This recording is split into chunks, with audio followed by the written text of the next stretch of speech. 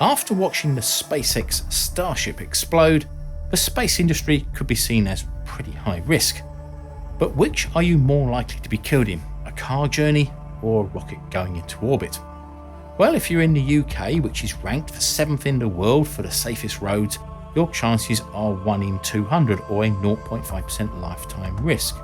The all-time failure rate for launches into orbit over the last 75 years is 1 in 50 or 2%, and that falls to 1 in 100 or 1% for total launch failures before reaching orbit. That's also assuming that there were no safety systems to launch the crew cabin away from an explosion on or near the launch pad, or a parachute system if the incident occurred at a high altitude, which all human-rated vehicles had, apart from the space shuttle. Rockets rarely fail gracefully, and when they do, it usually happens very rapidly. If the engine in your car fails, you can just pull over. In many aircraft, if the engine fails, you can glide.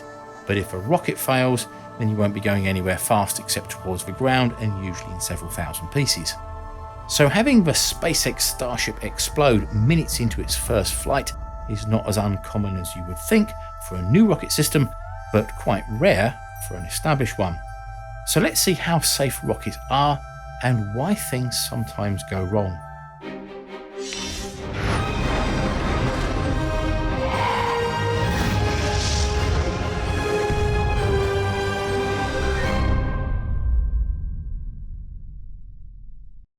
Going into space is always going to be a risky business, but so can just going on the internet these days. With viruses, malware, ransomware and hackers and the like, it's like the Wild West out there. But you can help yourself with a VPN, and NordVPN can go even further with its threat protection features to stop tracking, block malware and intrusive ads and more. A VPN hides your computer's real IP address, which makes it much more difficult for hackers to gain access to your computer. And NordVPN also encrypts everything you send over it, making it ideal for mobile apps because unlike a web browser, you can't see if a mobile app is using the secure HTTPS protocol, and NordVPN can be used on up to 6 devices at once. Just about everywhere you go on the internet nowadays, you're tracked by multiple companies recording every web page you visit, every click you make and where you're located, mostly for so-called personalised advertising, but sometimes for other reasons, and blocking you from geographically locked sites and their content. With NordVPN, you can look like you're from another country or even on the other side of the world. You can view sports channels, movies and TV you might not have access to in your country. Nord also has features like Auto Connect and Kill Switch, so that should you forget to start or turn off the VPN, you won't accidentally reveal your true IP address and location. Act now and you can get Nord's 2-year deal with 60% off plus 1 month extra free by using the link nordvpn.com, which is at the top of the description below, and there's even a 30-day money-back guarantee, so it's risk-free and there's no excuse for not trying it out. The use of rockets to get objects and eventually people into orbit officially started on the 4th of October 1957 with Sputnik, although they had been trying since the mid-40s. This was the era when rockets were as likely to blow up the launch tower as get past it. Not a lot is known about the Soviet failures because they rarely acknowledged them, but in the US, everything was filmed. The first attempt by the US to launch a satellite was on the 6th of December 1957, and it was also broadcast live on TV. This was the Vanguard TV3, which was overseen by the US Navy. This managed to travel just over a metre before it stalled and fell back, and the resultant explosion severely damaged the launch pad. The exact cause was never determined, but the fuel system was suspected, and subsequent engines of the same rocket model were modified without further issue. The lack of an exact cause would often be the case in these early days. There was much less in the way of monitoring equipment and sensors because much of it hadn't yet been invented. So it was as much down to the filming of the launch to give the engineers clues as to what happened. It would take the arrival of reliable data acquisition and solid-state sensors before their widespread use could be used, and a much finer level of detail could be achieved to know what failed and when.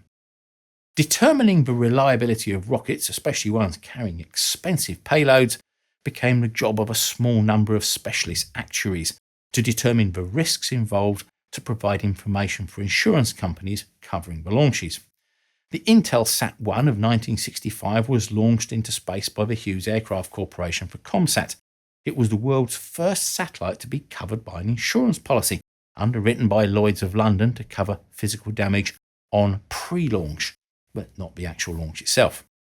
An actuary is someone who analyses the financial costs of risk and uncertainty. These are the people that will be able to tell you what the risk of going into space will be. According to the stats, on the first or second launch of a new rocket system, you expect around 30% to fail, but things start to get better afterwards, and by the time you're up to about the 10th or so flight, that risk will be around about 5% or less. On the first few launches, there will be a lot of effort put in to make sure everything is right. But with these new systems integrating engines, fuel and control, you just don't know how well these will play together until they've had several launches under their belt. But there is a problem here. Spacecraft and rockets are built in very low volumes and often built to do one specific task. As such, most are one-offs, and they don't benefit from the mass production and reliability that comes from it that, say, cars do, which makes them not only very expensive but also more prone to failures without extensive testing. If we look at cars, for example, a particular model of car will have a certain set of parameters and features that will determine how it might act in similar situations. This is how we can derive a safety rating like the Euro NCAP for each model. The problem with these earlier space vehicles was that they were handmade, and no two were identical, even if they were meant to be. Modern robotized assembly can now make maybe not identical, but really quite close copies of things. The Saturn V rockets that took the men to the moon looked the same on the outside, but over the period of the Apollo missions, they were constantly being changed here and tweaked there as issues arose. Because they were so specialist, there was little or no practical way to construct many of the parts other than by hand. Repeatable computer-controlled manufacturing was still in its very early days and very limited. Items like the heat exchanger on the nozzles of the F1 engines were a huge plumbing system that had to be brazed together by hand. The welds that fixed all the parts of the engine together under incredible stresses were done by hand, no robotic welders back then. The fuel injection plates had over 2,800 holes that had to be precisely drilled. If you made a mistake 2,750 holes into the job, then the whole thing might need to be scrapped.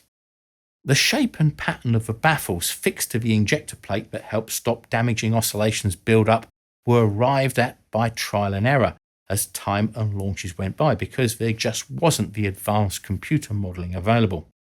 With this level of variability, each flight became a test flight to a degree, but errors were narrowed down and the overall risk was reduced too.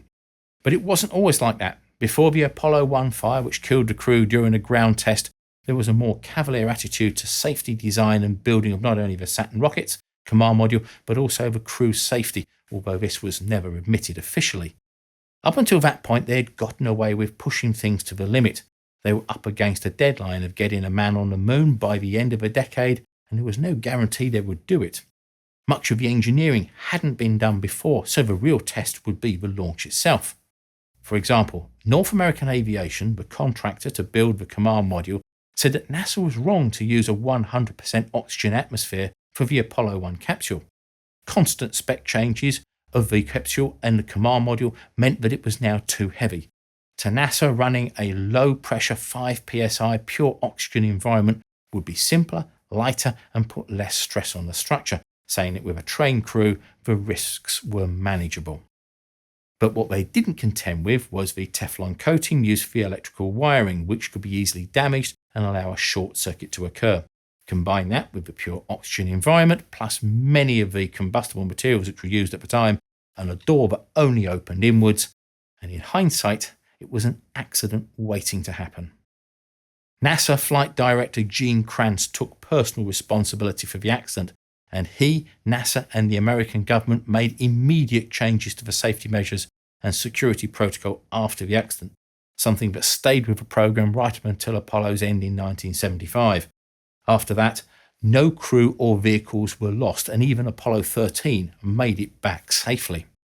However, the next generation of NASA managers working on the space shuttle became too focused on getting results, much like the early Apollo ones. And again, that came back to bite them big time with a Challenger disaster.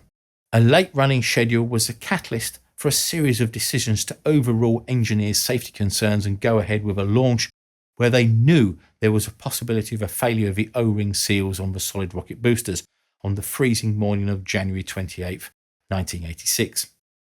Of the 135 shuttle missions, 2 were lost, leading to a 1 in 67 failure rate, which is not bad in the grand scheme of things, but the lack of an escape system meant that when things did go wrong, the crew of 7 paid for it with their lives. Twice. Vehicles can be replaced, but people can't. The risk of things going wrong in the very complex business of building and launching rockets increases dramatically when companies or organisations are put under extreme pressure to meet time and or budget targets. This is something that invariably happens when new launch vehicles are introduced because they have investors or governments looking over their shoulder the whole way. But once the major bugs are ironed out, it can become a much more reliable system. The untimely destruction of the Starship and the extreme damage to the pad could ultimately be put down to rushing the job out, and yet the same company, SpaceX, now has the most reliable launch vehicle in space history with the Falcon 9 family, which has launched 239 times with 1 partial failure and 1 total loss, a failure rate of 1 in 120. Soyuz, the Soviet and Russian rocket family, has had more than 1,900 launches across over a dozen variants of boosters dating back to 1957, but it's also had more than 100 failures, which is a 1 in 20 failure rate. NASA and the SLS, on the other hand, have been very conservative, and as a consequence, although it was late, it was in one piece and successfully completed its first test mission to the moon and back. The James Webb Space Telescope is another where the risk could have been seen as very high. A one-off $10 billion project, 10 years behind schedule and packed with very delicate one-off parts and systems that could not be fully tested here on Earth. It was guesstimated to have a 50-50 chance that it would make a successful deployment, not because of the Ariane launch platform, which is one of the most reliable in the world, but that everything would have to work perfectly once it was unpacked 1.6 million kilometers from Earth. The JWST was tested like no other spacecraft yet launched, and the results prove that you can make things reliable if there's enough time and resources put into it. Space will always be a risky business to be in, but if SpaceX can make the Starship as reliable as the Falcon 9, then maybe going into space will become no more dangerous than jumping into the car and nipping down to the shops. So thank you for watching, and I hope you enjoyed it. If you did, then please thumbs up, subscribe and share, and I'll see you in the next video.